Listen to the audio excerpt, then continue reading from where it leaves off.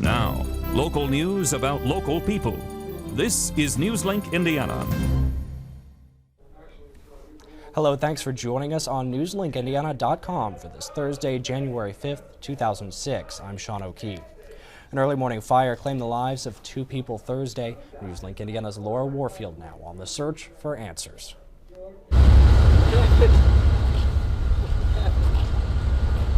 Nearly 4 hours after fire ripped through this home on South Burlington Drive, Cheryl Reedy's 18-year-old son, Zach Jenkins, waited in anguish, only to learn his mother and stepfather had died in the early morning fire at their home.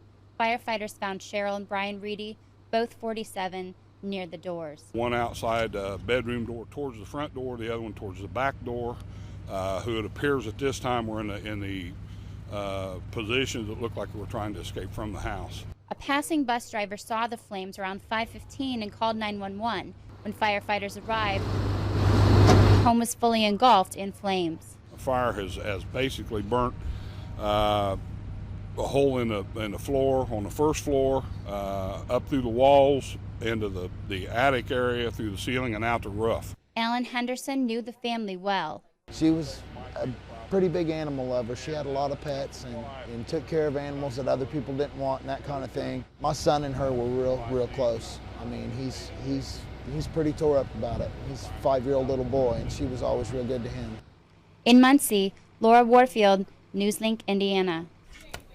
The cause of that fire still remains under investigation. 3 dogs and a cat also died in the blaze. 11 million people have food allergies each year. An estimated 150 die from a reaction. Newslink Indiana's Rachel Ziv tells us about a new law that may save lives. The start of the new year also meant a new food allergy law. The law requires food producers to list the top 8 allergens found in their products. Marita Robertson, who is allergic to shellfish, says the new law will mean an easier time grocery shopping. I hope that the clarity in the labels makes it a lot easier, not only for myself, but other people that have problems with food allergies.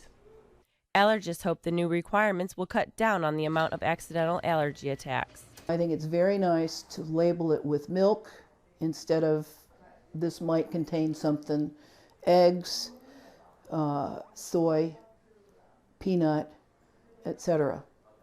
Local companies like Wix Pies was ready for the law to be put in effect. They changed their labels back in November. Companies were warned ahead of time about the law. We took the step back in November to change our labels so that any product labeled after January 1st, which is the law, as the law requires, is labeled with the new allergen statements. Statements that could mean a decrease in the estimated 29,000 Americans who wind up in the ER each year from food allergy reactions. In Muncie, Rachel Ziv, Newslink, Indiana.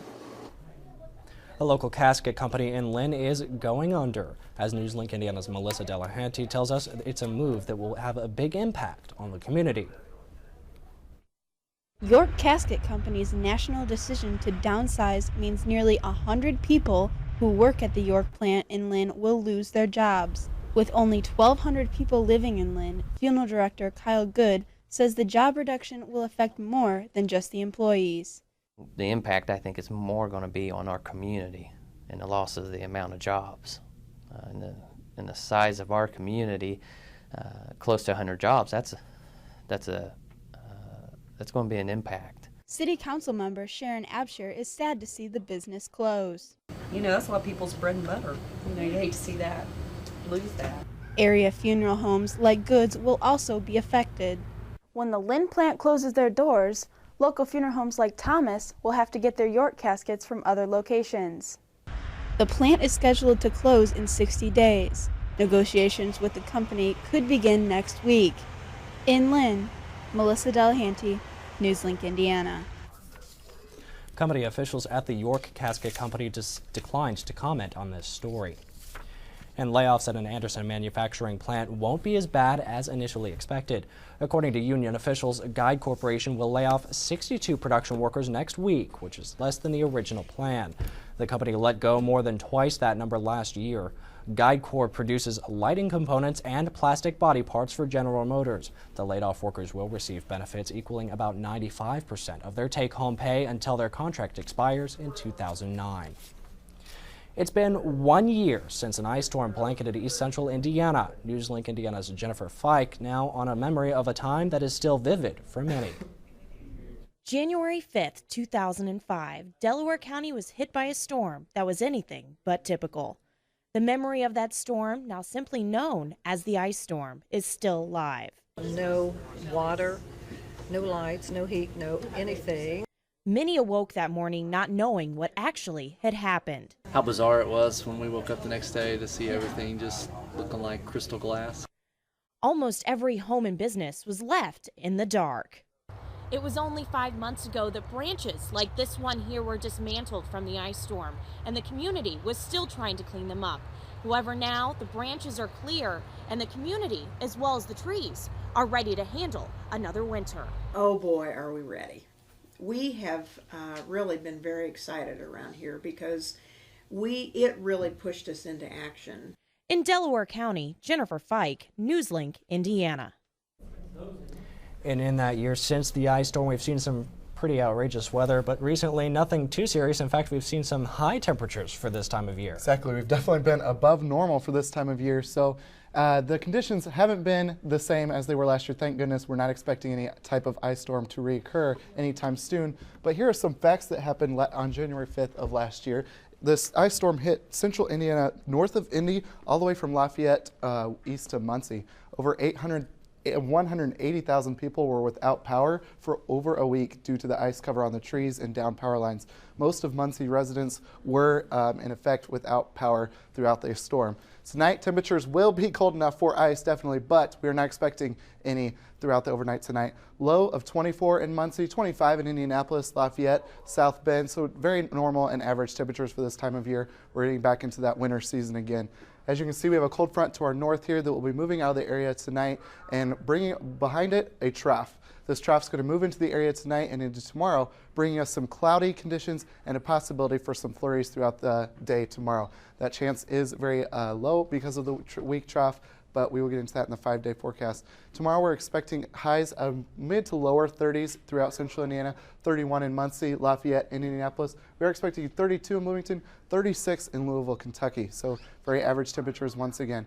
Tonight, cloudy conditions with a chance of flurries throughout the overnight. It will be cold, a low of 24 and windy. Winds out of the north-northwest from 11 to 14 miles an hour. So you can imagine why those temperatures are being cold with the wind from the north. Mostly cloudy conditions tomorrow too. The windy conditions will continue. Back to normal temps for this time of year, a high of 31 degrees. Winds out of the northwest from 11 to 15 miles an hour. So bundle up tomorrow throughout the day. As you can see, 5-day forecast not looking too bad into the early weekend.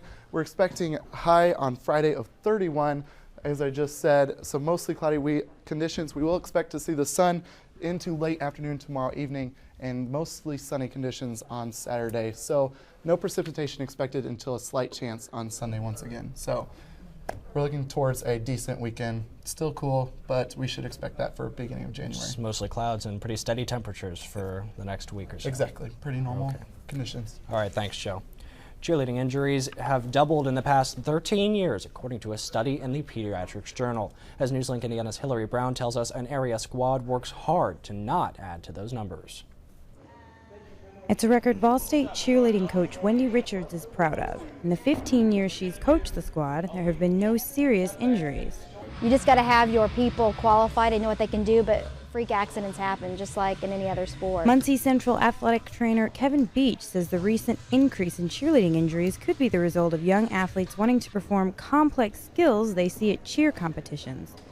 Stunts many may not be physically ready for. Some, especially in high school athletics, they're not at the point where they are able to do those, but then they try them, and then injuries occur. Beach says injuries among cheerleaders at Muncie Central are rare, and says some ways to keep cheerleaders safe are train year-round, focus on strength conditioning, and know your limits. In Muncie, Hillary Brown, Newslink, Indiana. The Ball State team will make its 9th trip to nationals in 1 week. And that is it for us here at newslinkindiana.com. As always, you can join us right here on our website for more local news about local people.